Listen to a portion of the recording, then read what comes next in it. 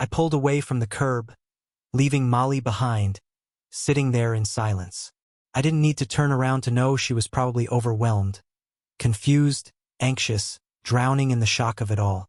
But I couldn't stay. Not now. The truth I'd uncovered weighed too heavily on my chest. Tonight wasn't about confrontation or demanding answers. It was about finally choosing myself and beginning a new chapter, one that didn't include her. The quiet night air slipped in through the windows as I drove, and the soft hum of the engine seemed to dull the noise in my head. I needed peace, or at least a start in that direction. When I reached Gabriel's house, the sight of the warm porch light glowing through the darkness gave me a sense of grounding. The comforting scent of freshly baked lasagna met me even before I rang the bell, a reminder of the safe, welcoming space Gabriel and Rose had always offered. They greeted me with genuine warmth. Gabriel's face lit up as I stepped out of the car, though I could tell by the subtle furrow in his brow that he noticed the tension in the way I carried myself. He clapped a hand on my shoulder with his usual cheerful tone. "Glad you're here, Mason. Come on in, make yourself at home." Rose followed, offering a gentle smile and a soft handshake. She didn't ask anything, but her eyes said she knew. This wasn't a casual visit. "Rough few days?" she asked, her voice quiet and kind. "Come sit down. You look like you need a good meal." The sincerity in their voices and the warmth of their hospitality almost made me forget, just for a moment, why I was there. I stepped inside, letting the soft light and familiar smells ease the sharp edges of my thoughts. I tried to steer the conversation toward lighter topics at first, talking about work, asking Gabriel about his team and what it would be like to join him. It felt good to think about something else, to picture a future that didn't feel so broken. But as dinner went on, the effort to act normal wore thin. The weight in my chest wouldn't budge, and my words began to falter. Rose noticed it. She always did. She leaned in a little, her tone gentle but sincere. "You don't have to say anything unless you're ready," she said. "But if you want to talk, we're here." I sat in silence for a while. My fork paused in midair, the storm inside me swelling. Then, finally, I let the words escape. "It's Molly," I said, almost in a whisper. "She's cheated on me. Not just once. Multiple times." Gabriel stopped chewing, his expression changing instantly from curiosity to shock. He lowered his fork slowly, eyes fixed on me. "Mason, man, I'm so sorry," he said softly. Rose reached across the table and gently placed her hand over mine. "That's heartbreaking," she said, her voice thick with compassion. "I can't imagine how much that's hurt you." I looked down, steadying myself as the rest poured out. "It's worse than just cheating," I said, my voice raw. "It's with Brad, my boss. And not just him. His friends. Even his son." I hesitated. "I have the proof. I've seen everything. And it's unbearable." Gabriel's jaw clenched, his face clouded with anger. "Brad?" he said through gritted teeth. "That's sickening. I always knew he was scum. But this—" Rose leaned in again, her eyes full of concern. "Do you have anyone else to lean on? Anyone else you've told?" I shook my head, the sense of loneliness creeping in again. "No, that's part of why I came. I needed someone who might understand." Gabriel sat back, his expression firm. "You've got a place with me, Mason. We'll get you settled into the team. Whatever you need." Rose nodded. "And if you need someone to talk to, counseling, or even just someone to listen, I can help with that. You don't have to go through this alone."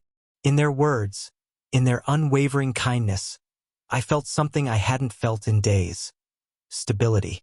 Safety. The faintest outline of hope. I wasn't as alone as I thought. And as we sat around the dinner table, the conversation slowly shifted toward the future. And for the first time in a long while, I let myself imagine one. The logistics of changing jobs and dealing with the wreckage of my marriage weighed heavily on me. There was still a tight knot in my chest, but for the first time in a long while, I also felt a flicker of something I hadn't in months: hope. I didn't have all the answers, and I wasn't pretending to. But deep down, I started to believe that maybe I could survive this, that maybe there was a way out of the darkness. When I walked through the front door, the house was already quiet. Molly had gone to bed. The silence felt thick, pressing down on me from all sides. I stood in the living room, letting my eyes sweep across the space we once filled with laughter and routine. It felt distant now, like a life that had slipped through my fingers. I eventually moved to the futon, lay flat on my back, and stared into the ceiling's black void, the emptiness reflecting what I felt inside. There were hard conversations ahead, painful ones I couldn't avoid, and I knew I had to gather every ounce of strength to face them. The next morning, I confronted her. I laid out the evidence, every piece that proved her disloyalty. My voice was low but sharp as I asked, "And these? Brad wasn't the only one, was he? His son, his friends, people I've never even heard of, what were they to you? Just more bad decisions."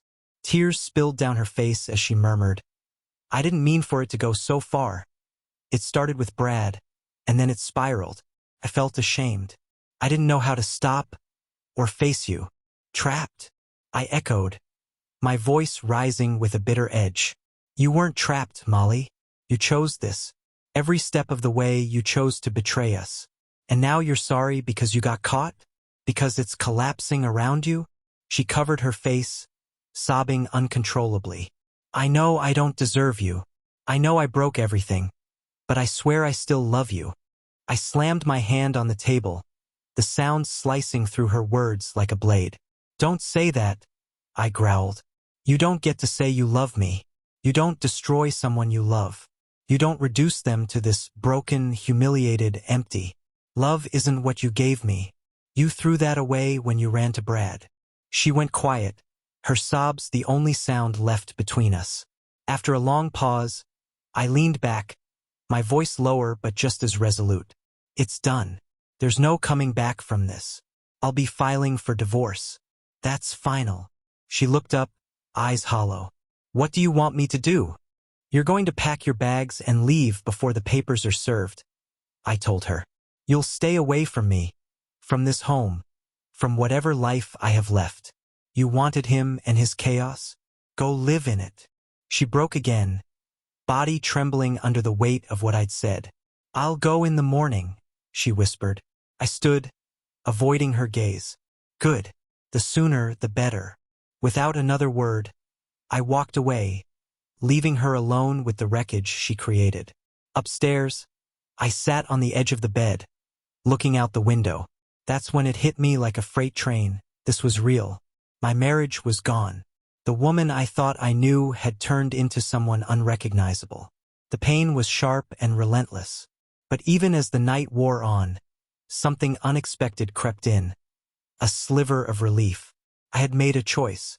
For once, I wasn't clinging to the idea of fixing what was already dead.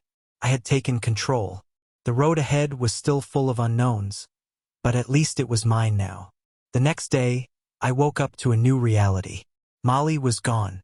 Brad and his lies were no longer my burden. The chaos they created didn't belong to me anymore. It was time to start again, this time on my own terms. The aftermath of it all left behind nothing but wreckage. Broken trust, shattered love, and a marriage that had bled out long before the truth surfaced. But as the smoke cleared and the dust settled, I found a strange kind of calm. Molly's life had spiraled into complete disarray. Brad and Matt were dragged down in her wake. The lies, the secrets, it had all come with a heavy price. People had suffered. Lives had been upended.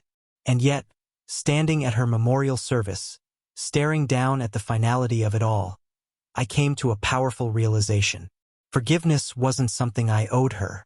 It wasn't about her at all. It was for me. A way to stop carrying the bitterness. A way to finally breathe again. Work at Empire helped ground me. Gabriel became a mentor and a steady presence as I adjusted to my new role. I started seeing Rose for counseling, and her sessions peeled away the pain, helping me reconnect with the parts of myself I thought were gone. I got back into fitness, took up martial arts, and even dusted off old hobbies that once brought me joy. Slowly, piece by piece, I began rebuilding. One evening, Tracy invited me to happy hour. I was hesitant. After everything, the idea of being around people, of opening up, felt foreign. But something inside me nudged forward. So I agreed. Later that night at Hitchhikers, I laughed for what felt like the first real time in months. Surrounded by Tracy and the team, sipping drinks, cracking jokes. It was easy, uncomplicated. No secrets, no pain, just a good night. Tracy and I shared a few moments. Nothing dramatic, just quiet connection. But it stirred something inside me. Quiet hope. In the weeks that followed, we saw more of each other. It started simple coffee breaks, office lunches, after-hours chats. She never pushed. Never asked about my past, though I knew she was aware. She just showed up, offering kindness and presence. She made me feel like just Mason, not someone broken or pitted. Just me. One evening, after working late, she stopped by my desk and said, "Dinner." I nodded, feeling a nervous buzz I hadn't felt in a long time. "Yeah, I'd like that." As we walked out together, I realized something. I was finally ready to let go of the past and step into something new. Not a replacement, not a distraction, just something honest, something warm. Life had tested me, broken me down, and shown me just how cruel people could be. But I was still standing. And now, maybe I was even beginning to heal. With Tracy by my side, I felt a cautious optimism. Not because she saved me, but because I had saved myself and found her waiting at the next chapter. And right now, that was more than enough.